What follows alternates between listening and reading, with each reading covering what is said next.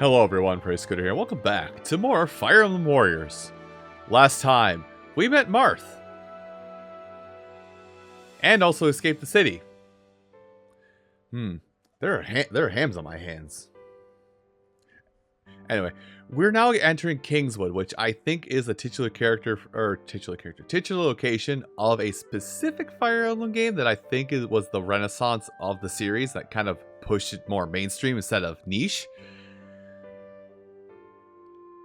And much like everything else in this game, I don't know Fire Emblem games. I just know the handful of characters that were pushed at me in this and through Fire Emblem Heroes. Probably more about that in a minute.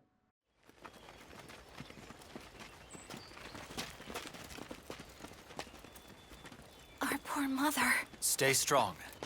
Queen Yelena entrusted your kingdom's future to the two of you. I know. I'm just not sure if we can do it. I'll be at your side. Try not to worry.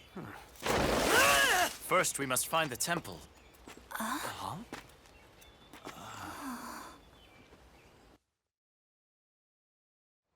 on, Crom. I mean, we've got to do something. What do you propose? Huh? How should I know? I see you're awake. That was a nasty fall you took. Can you stand? Thanks a lot. But who are you guys? The Shepherds, a militia from the Halidom of Elise. The Halidom of what? Never heard of it. Huh? But how is that even possible? My lord, my lady, please be on your guard. He was not alone. Whoa! Too fast, too fast! You! Don't just run off like that. Do you have any idea... Rowan, do you know these people or something? Just met him now. I don't recognize your clothes. From where do the two of you hail? He doesn't know us then. I welcome you to the Kingdom of Aetolis, of which we are the princess and prince. Weird. I see. I understand your situation. You're clearly capable fighters. Will you lend us your strength? Please! Oh, Crom, we have to help them! You're right.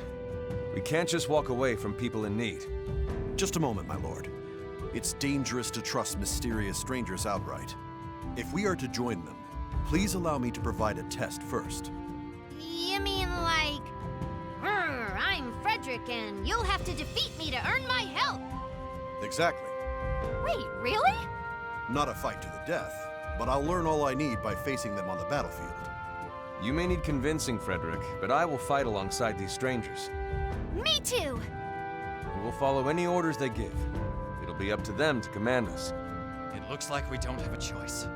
Prepare for battle, you two. So, we meet the characters of Elise. Awakening, that's the name of the game. This is going to happen a lot where a specific Fire Emblem game is going to get directly referenced, and I'm going to have to sit here and basically AOL dial-up tones go, what game is that again? I hate I did that as a bit and I actually started drooling. Fire Emblem Awakening characters. There are some others that will appear as we go along, but primarily it is characters that you will unlock, which we'll see here in a second, so this is like a 20-second spoiler. Characters you unlock are Crom, Lissa, and Frederick. I forgot her name for a minute. If everything is in order, but this mission is going to talk about two things. I'm here to help. It's going to talk about two things, which I'm going to going over this so I can glaze over their tutorial. Also, drop materials. Enemies will drop materials, sometimes crafting materials meant to... Well, I say crafting materials. We're not going to create our own weapons, although I think you can to some degree. Anyway, that's beside the point. The materials that will drop from certain enemies are more or less meant to use a talent tree system to bolster certain parts of your character. You can invest in the entire talent tree of every character, but that requires a lot of grinding. And I mean a lot of grinding. Like, more grinding than I did playing 200 hours of this game, no-lifing it. Grinding. So, pick and choose your upgrades very wisely, and that's also why I say pick your characters you're going to focus on very carefully. Very carefully. And they also come in rarities. The brown bag is C quality, silver is B quality, gold is A quality. There might be S quality, but I don't think there is. But while I'm using the screen as my buffer point for this, they're going to talk about tactics. They're going to attack the tactical uses of characters and also about weapon advantages. There are weapon advantages in this game, much like base Fire Emblem. And how I was exposed to that through Fire Emblem Heroes, which maybe if I'm done talking about tutorials, I can talk about that for a brief moment. In short, swords beat axes. Axes beat lances. Lances beat swords. There is magic. I don't think the magic triangle is a thing in this game. It wasn't a thing in older Fire Emblem games, but I don't think it's a thing in this game. I think magic does just flat out beat specific weapons. And bows just flat out beat flying units, regardless of what weapon the flying unit is using. Magic and bow users are, of course, more susceptible to taking heavy blows because they're focused on range damage, not so much close combat. We'll be seeing all battle types throughout the playthrough. Mission started. So Myrmidons, or characters like this, they're currently sword users. So we don't have any weapon advantage here. It's basically 1-to-1. Focus here. This isn't a game. We need to win their trust. There we go. Got it. I had to focus for a minute. Hey, a level up system finally. This is an improvement. So, I think like base Fire Emblem games, the level ups of each character you get can vary and are random, or at least plotted random to an extent. Is plotted random the right word? I don't know exactly. Characters will get specific buffs, or will get specific additions to their stats with a specific focus on a certain stat per playthrough of the game. Unless things improve, it looks like Liana is not going to focus on strength in my playthrough, and this is otherwise considered a god tier level up. Otherwise, I think when you're in the lower levels, single digits to teens, I think you get a lot of stats on almost every category as you go. But when you get into like 30s, 40s, 50s for levels, you start getting very specific, like 1 or 2 stat bonuses minus HP per level. Anyway, yes, I'm going to take a moment to talk about these stats, and you're going to hate this, because this is important for later on when you're building a character in a very specific way. HP, pretty obvious. How much of a beating you can take before you're dead. Strength, how much attack your damage do. Magic, not very important to most of our attacks on Liana, but magic, if a character does specialize in magical tomes, does increase the damage they'll do with that. I think this does affect the damage you do with your special attack or your warrior's gauge and your other gauge, which we'll get to later. Skill, I think I could be wrong. Skill, I'm pretty sure affects either how quickly you attack or how much you're able to recover from finishing a combo. Speed, that's fluff. Speed is basically, well, running speed when you get the running speed, but speed does nothing in this game, to my knowledge at least. Luck, how often you get criticals. Criticals aren't super flashy like they are in base Fire Emblem games, but you can get crits. Defense, how much damage you reduce from attacks that are dealt to you. Resistance, how much damage is dealt to you, or reduces damage from magical sources. And that's basically it. Later on, there are going to be ways to do a haha goofy way to like say, this is a spoiler for a character I tried to use later on and then switched off of to go for one of 2 unlockable characters instead that had the same weapon but different stat spread. There are goofy ways to do things with weapons and skills where, say someone gets like all resistance, they don't get much else per stat. There is a goofy way to equip certain boons to a character where you swap physical defense, where you swap defense types, so resistance becomes defense and vice versa, and also swap defenses with attack stats. So a character I found later on that I had fun messing around with is swapping their defense and their resistance stat, and then swapping their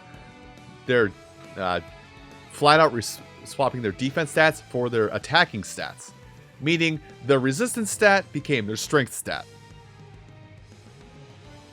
It was fun. I'm here to help. Oh, this game actually talked about it. Let's see. Show me speed. Oh, speed is the gauge buildup. Okay. Oh, and luck is drop rate recovery items. Okay, never mind. It's not crits. So yeah, have fun with that. Have fun with those knowledge. Now, as for other combos, we'll actually unlock those in time. Anyway, I'm going to break the critical gauge. Now, here's something else that happens with the critical gauge, is if you get another set of enemies near you when using the critical gauge, like you get other strong characters and you hit them with the critical strike, it does deal damage to those other characters. Not as much as your main target, but it does still deal damage to them. So, the idea is to take many multiple of a character and bundle them up really close to each other. So anyway, on our first battle, Frederick is our major opponent in this battle. The mission started. So to defeat soldiers, they have lances. Spears, sorry. And we level up again. Level up's gonna come pretty quick. Can I have thank you? It's an improvement. Bad level up. It balances out all the other stat boons I got, but this is a bad level up. I believe now, Fire Emblem Faithful. Correct me if I'm wrong on this. I'm pretty sure HP is a stat you will always get on level up. Everything else is up to the whimsy of the game. I think bare minimum you can get on a level up in any Fire Emblem game, and I am choosing the whole series without knowledge of playing those Fire Emblem games. The bare minimum of a stat boon you'll get regardless is HP. You will always get HP as a bonus stat. Everything else, luck of the draw. Your sword weapon is effective against a spear user. Anyway, I'm going to stop for a minute just so I can let the game talk. I'm here to help. There's the weapon triangle I talked about. So, that's what it is. So if an enemy has an advantage over you, that you will see double arrow up. If they have a disadvantage against the character using, they'll have double arrow down. Again, these are all lance users, and we have a sword. We are at a disadvantage because lances have range on swords. You don't have to worry too much about this when you get to endgame, because you just kind of plow through enemies regardless. But starting out here until about the 3/4 mark, you are going to want to pay attention to weapon advantages and disadvantages. Anyway. Sounds like my turn to take center stage. Just leave it to me. Yeah, stop talking so I can let that happen. Anyway. So we have Lissa here. Can I focus on... I just want to focus on Lissa. So Lissa here... There we go. Lissa is... She's a cleric, as you can see there, and as a cleric, you know, she specializes in healing. She has an active healing skill available to her at all times, so she can heal.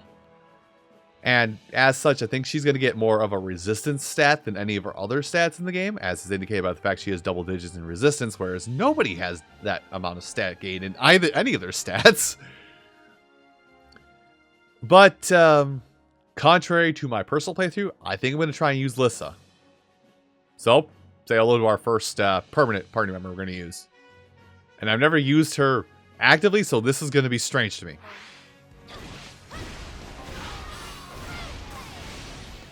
Anyway, when you have an advantage, when you have an advantage with a weapon, you can actually break an enemy's guard a lot quicker and get that critical strike a lot quicker. That's what I wanted to see.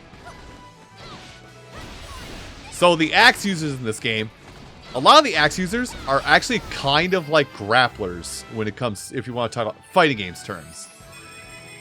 Lissa, Now I can do even more. what is it? I think her 2-hit combo, or her two weak, 1 strong, and her 5 weak and 1 strong, once we unlock it later, basically will take advantage of that, and she will grab enemies as she travels. And I love axe user. Well, there's actually a handful of axe users in this game, but the other axe user I used in my personal playthrough, I loved using that axe user. Because I could just do stuff like this all day and hit everybody in a 20-mile radius. Only thing with Lissa is she just knocks herself on her butt a lot. I see enemy reinforcements. Ah, we're going... Wait, which way are we going? Reinforcements from 2 directions. Ah, did we get to finally do tic-tacs? Know your enemy, predict their actions, and crush them. Yeah, that's kind of the thing I want to do. Mission starting. So defeat the reinforcements. So, let's see. Can I command? Let's see. What are these? These are an axe user. Okay, good. Yes? So here's the commanding thing. Here's how we command people. Again, somebody can tell me if I'm wrong or not, which I'm pretty sure I could be wrong. Like I said, introduced in this game and then used in every like Warriors game going forward. You can take a character that is a norm. You can choose your controlled characters and sometimes others. Take one of your player-controlled characters and say, "Hey, go here and handle this situation." And that's exactly what we're doing. Lissa, go ahead and take out the X-Fighter. Okay. Meanwhile, we're gonna go over here. We can't let our guard down. We're gonna go over here. Where to hell? And yeah, victory, defeat, fish. Yeah. I already talked about this, but that's actually on the pause menu, which I glossed over. And I guess in this mission, if anybody falls in battle, great. So yeah, our defeat condition is if any one of our main cast falls in battle. So any of the green dots falls in battle. Yeah, if any of if the green dots or our current player character of Lissa falls in battle. So good. There is a lot of there's a lot riding on this. Guide us so we can help you. I'm here to help. And I've already done the giving orders thing. So Let's go. there we go. Leave that to me. Anyway, I need this because I would just want to go ahead and walk in here and body. Hello, enemy soldiers. How's it doing? How's it going? Come close. Come close.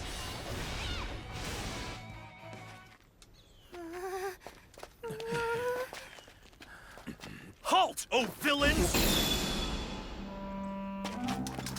Who are you? Another one? I'm your...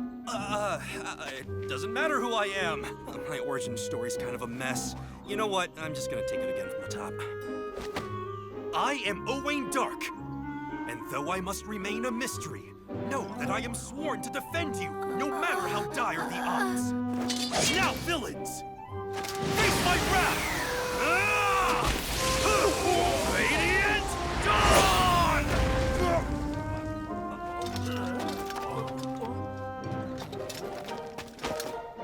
My sword hand. Ha! It's got a mind of its own.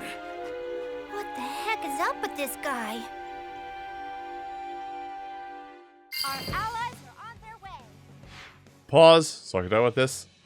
I'm not gonna spend long on it. Baby dimension. I'm moving on. Anyway, come closer to me, enemies. Come closer. Come closer. Come closer. Cool talk. Swordsman, why I'm here to help is for me to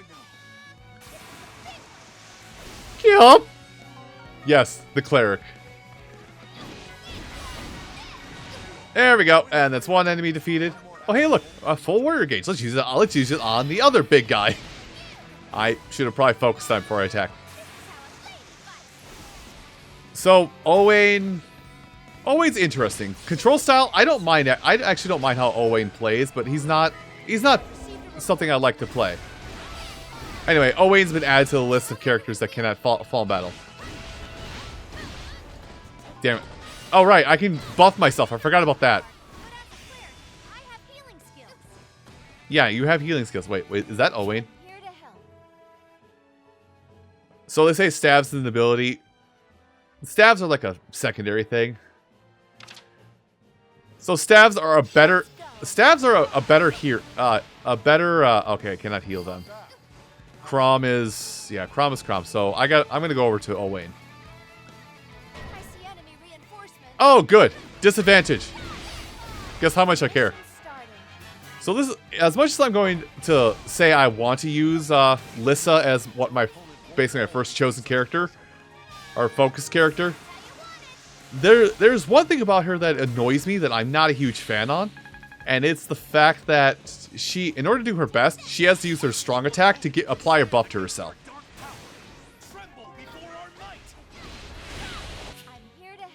Anyway, good, the Awakening Gauge, that's what it's called. I thought it was the Fire Emblem Gauge. So the Awakening Gauge basically is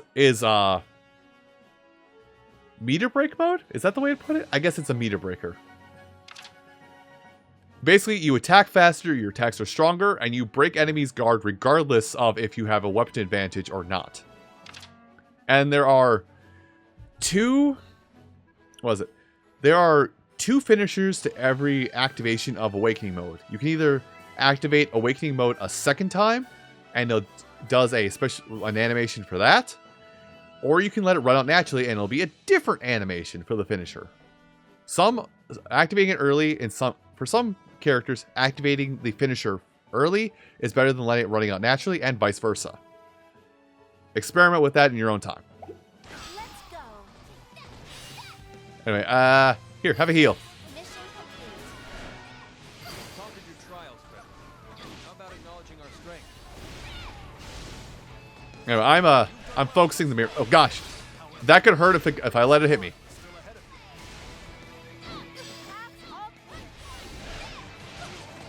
Anyway, I'm gonna make sure that it dies.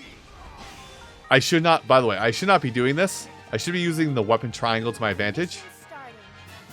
Defeat Frederick. Well, I'm gonna do the submission because I don't care. Different weapon types to make it to Frederick. Unfortunately, we don't have a Lance user, and the Lance user I liked using is DLC, so we don't get access to them at this point. Anyway, I'm just gonna be a grappler. Captain Unga Bunga reporting for duty. Oh, get out of there! Well, that's a level up for Lissa. Now I can do even more. Once we get to like level 20, we'll be able to figure out what like Lissa will specialize in with her level system. Unfortunately, we can't really So, I'm here to help. mess around with that too much. Oh, pair up, yes. So pairing up in this game, it is in many Muso Fighter games, it is revisited time and again in varying capacities. Sometimes it's just something that happens naturally when you pair up. Sometimes it is something active. In this game, it is active. It is actually kind of like the again, I'm surprised speaking out of turn because I played any Fire Emblem. It is much like when you have a cavalry unit in a Fire Emblem game, somebody who rides a horse, or a Pegasus, or a Griffin. You could basically, and it uses that logic where you can basically just pick up another person and take them with you. So, in my opinion, if you have like multiple of a certain weapon type, basically, in my case, if there was another axe user for me to use in this battle, I'd be like, okay, secondary axe user, you are coming with me, so you can be my backup. But it also does benefit you if you put weapon off types to each other. Like, if I have Crom here to take advantage of axe, to abuse axe weakness, I could have Crom with me, have him pop a special skill, or pop his attack skill, which is on a cooldown, regardless of which character you use. It is always on a cooldown. You can have the pop their pair up skill to break guard. So, like, say I do pair with Crom, which is what I'm going to do. I can use Crom, say, hey, Crom, that guy right there, bully him. And Crom will then proceed to bully that guy.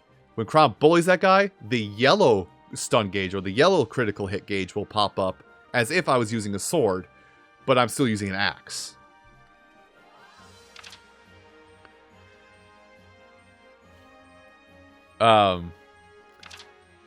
There is I think we get skills later on that make it passive, but you can, no, I think it just is passive by default.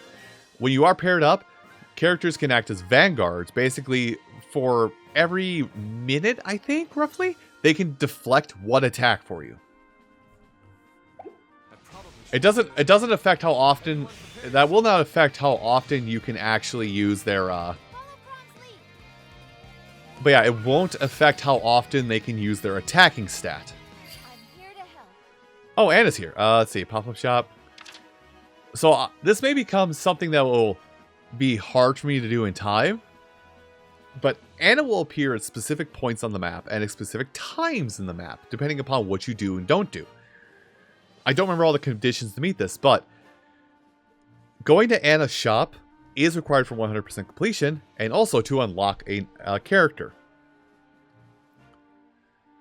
So, thankfully, Anna's getting Anna's Memento, which is one of the which is the collectible name. Getting Anna's Memento is fortunately doesn't require any kind of monetary purchase, despite the character's archetype. Because this is the thing I know as somebody who does my Fire Emblem. Anna is a character that shows up in every Fire Emblem game, and 90% of the time, maybe even 5% of the time, is the merchant. Or at the very least, is very money grubby. So, map. Where is she on the map? Where is she on the map? Get over there. Mission complete. Hey, Frederick. I'd say we're doing pretty well. Listen, I'm going to just let Crom do his thing. If I meet one of the other characters, like Rowan, I'm just going to pair up with Rowan. Oh, and our bond is increased. Hey, there's bonding in this game. Profit margins. Hi, Anna. Hi, Anna. Hi, Anna. Hi, friend. Hi, friend. Hi, friend. Can I have? Thanks. The enemy is overwhelmed. They cannot have imagined facing such So, a threat. yeah, Anna... Thankfully, Anna, you don't spend money on anything Anna has. Thankfully. I know it says purchase, but we don't spend money on that. Don't worry. Now, what I would love to do is grab either Rowan or Owain, if Owain's on the battlefield still. And pair up with them. I'm going to let Crom just be their own thing. Let me look around here. Can I pair up with either? No, I can just heal. I can just heal. So I guess I'm grabbing Crom. Hey, Crumbles! Come here. So now Crom is in my vanguard. I'm going to finish it. Oh, you can actually switch between them too. Neat.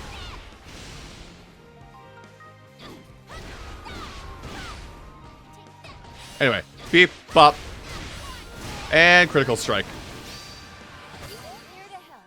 Ah, there we go. Now a moment to talk about bonds. So bonds are very important in this game and will result in some of the grinding I myself will do, and you yourself if you manage to find and buy this game for yourself if you want to play along. Bonds are very important for additional buffs and boons you can invest in later on in the game. A character we saw in the opening credits scroll, or the title scroll, however you want to call that, is a character I'll probably be trying to get bonds with constantly and will be on the battlefield regardless if I plan to use them or not. Which sucks because their bond is like the strongest bond in the game for the skill they offer. But you do have to get to at least the second highest rank bond with that character. And how do bonds happen? Bonds happen if they're just on the battlefield by default, but if you do the pair mechanic, like I've got Crom in my back pocket, if you're paired up with that character, the bonds build faster. So right now, the bond between Liana and Lissa is starting. Like, there is no bond that starts, so we're at rank C bonding with Lissa.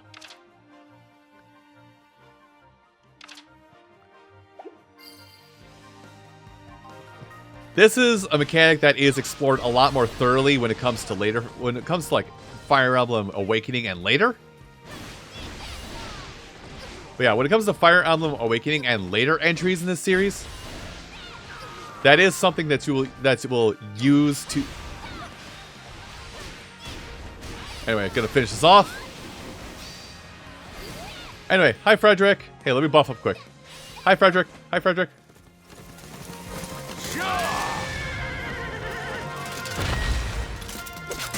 So long as I draw breath. Know that Frederick will hold the line. Sure, Frederick. Here to help. Oh, dual special. How do... I'm here to help. And the dual guard happened. You know, I'm just doing this. So with Chrom leading, that activates the sword to axe weakness, and Lissa will take advantage of that to break the special gauge that much quicker. Animations also are different depending upon who leads this and who doesn't. Anyway, I'm going to pop this. It's time to awaken. I won't go easy on you, Lissa. Make certain you... Well, that sucks that you won't go easy on me because Chrom's going to level up. Dang it. My strength comes from diligence. No, it comes from the fact you're voiced by Matt Mercer.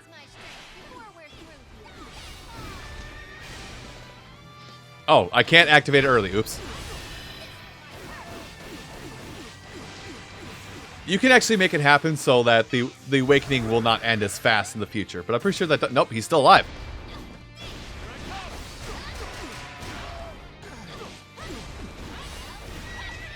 So yeah, you see that in the corner, how... Anyway, pump up bonus. Oh, get out of there. But yeah, you see how, like, in the upper left corner there with Chrom, it's basically saying, hey, here's the special gauge. Here's my bonus attack. Here's when it activates. Oh, boy.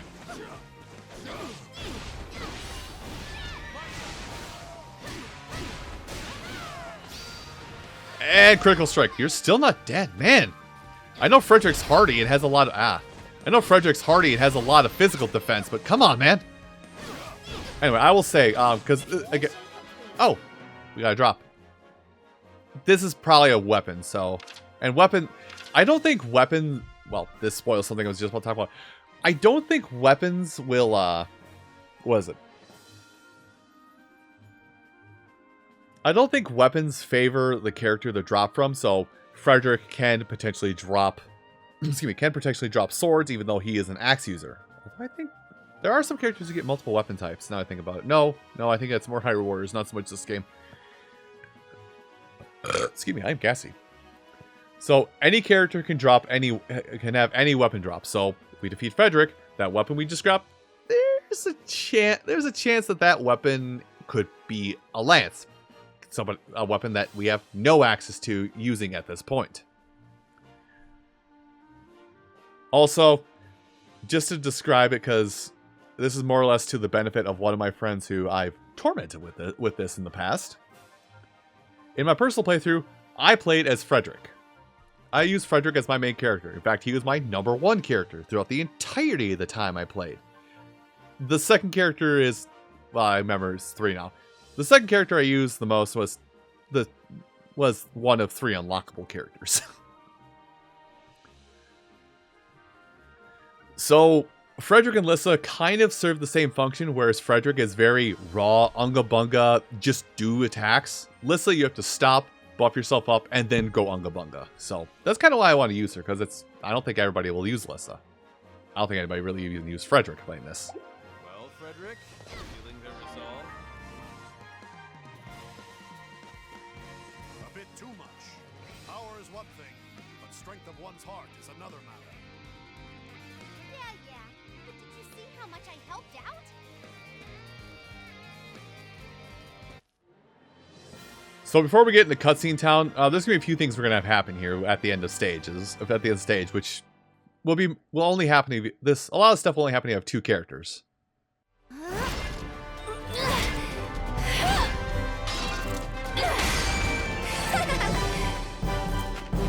had a feeling we'd pull it off. You've proven enough, at least for now. Meaning... We can work together. I still hold some doubts, but I'll put them aside. So you don't trust us yet? It is my duty to always be vigilant. Please forgive me. If that's settled, why don't we make camp for the night? For supper, how does bear sound? I killed one during a lull in the battle, and it shouldn't go to waste. What? You eat bear? Aw, not bear again. It's too tough and gamey for my tastes. You've eaten it before? What good fortune! A chance to absorb that proud, ferocious spirit once more! Owain, does that mean... Have you also eaten it before? More than once! All right, I'm in. If this dinner is our next challenge, I'm game. A true knight must face any obstacle with enthusiasm. Everyone else may partake first. I'll be content with the leftovers, if any remains. You can't avoid bear that easily. I'll share some of mine with you. So yes, end of the game, or end of the battle, if you have 2 or more characters available to you, well, this screen we've already seen before, but the character you use the most or completed the most objectives, regardless if they were your primary use character or not, will get an MVP bonus. Which is kind of why I say pick your characters and your battles wisely, because those characters will get experience bonuses, which may cause them to level up. Something I wanted to draw attention to before we wrap up this little bit here, there might be a little more story. Something I wanted to draw attention to is, as of the time of me playing this, I am playing this on the Nintendo Switch 2, which is a more powerful system, so there should hopefully not be as many frame drops. Now, because this is still the Switch 1 version, this is still a Nintendo Switch 1 game, I think the frame rate is still locked to 30 FPS for the most part, so we won't see anything non-choppy-ish, unfortunately. But when it comes to at least dropping frames due to overpopulation, that hopefully should not be an issue. Anyway, the thing I was talking about, MVP status. I was the best? No way! I'll see if I can keep up the streak. You're going to have to keep up that streak. But yeah, so focusing on a character is important. As you can see, they get bonus stats. So a character you focus on gets more experience. They get more experience, they get more stats. They get more stats, they get stronger, get more use. You kind of see the chain here, which is why I emphasize pick a handful of characters you want to specialize in and focus on them. Don't be changing hats, constantly jumping between 3 to 5 characters. Just focus on 4, 6 at most. Good, an Armor Slayer, which I will not use for some time. So some weapons... Ooh, 5-star rarity. That's nice. So some weapons have innate stats or innate bonuses to them. The Armor Slayer, which we did not get in that battle by default, the Armor Slayer, regardless of what type of weapon the enemy uses, is effective at defeating heavily armored enemies. In this case, Frederick. There are going to be heavily armored knights in the future that will look like they're basically a walking ball of tungsten. This will be the weapon to take them out easily. It basically activates the yellow critical hit gauge or the yellow stun gauge over the white stun gauge of attacking them otherwise. And here comes some of the grinding. This is something that we'll have to use a lot of because the materials that come from this will be used in crafting various recipes. These are bronze, okay, so not CBA, but there are bronze rank rarities which come from defeating anything. There are silver rank ones which are harder to get, and so they're used in higher level crafting for skills. And then there's, which we did not see there, is also gold. Well, Frederick's Rock. Frederick's victory animation, it kind of details this, but Frederick is a bit of a perfectionist. In that his ending animation for battles is basically him going, oh, hey, there's a rock over here off screen that nobody can see but me. I'm gonna move it aside, even though nobody can see it, and it's only bothering me. Anyway, you got the memento. Neat memento. These have become more prevalent when we get to post-game stuff. Something new has been added. Okay. Hooray, Crom is... I'm ready whenever. Yeah, these are all things. So, as I mentioned, axe users, for the most part, kind of fall into the same category of, I'm going to use a specific attack chain and grab an enemy, and we're going for a ride. Frederick's is more, we're actually walking away from the battle with the enemy and doing attack damage. Whereas Lissa's is basically, we're going to stay right here and do this. Mostly. Something new has been added. Yeah, you can access... Something new has been added. Ah! DLC costumes. Please be on our side. DLC is coming, by the way. So I'm going to avoid using DLC characters, because this was... Birthright Conquest, that's the other one. Birthright and Conquest. This Azura's as DLC, and I do like using Azura to an extent as a spear user. She has a unique playstyle that other spears don't have, but I think I'll avoid using it even though it would be somewhat interesting to look at.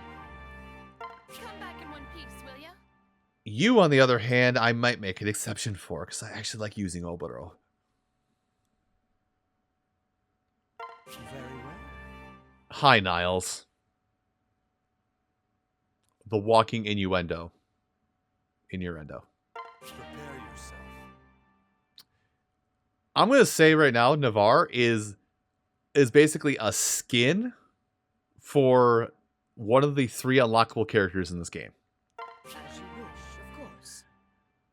I forgot Minerva was DLC. Oh, listen, might get benched. Oh, boy. Good to go. Sorry. I don't know very much about Fire Emblem. I love Minerva. Destiny beckons me forward. Oh, yeah, and Owain was not a playable character in the main game. He was just a guest character or always green character. They added him as playable in the DLC. Oh, joy. And for some reason, people like Tharja. I don't understand. Okay. Olivia's fun. I think I'll avoid using her for now unless I really don't settle down on a sword user I want to use, but Olivia's fun. Well, those are just free S-rank weapons, by the way. Use a new weapon. You must first equip it. So the convoy is unlocked. I think to avoid oversaturating this episode, because I think this episode itself is 40 minutes long because of everything I talked about, we'll save it for next time. We'll start off with this quote-unquote boring stuff. Everyone, thank you all so much for watching, and I hope to see you next time. Take care.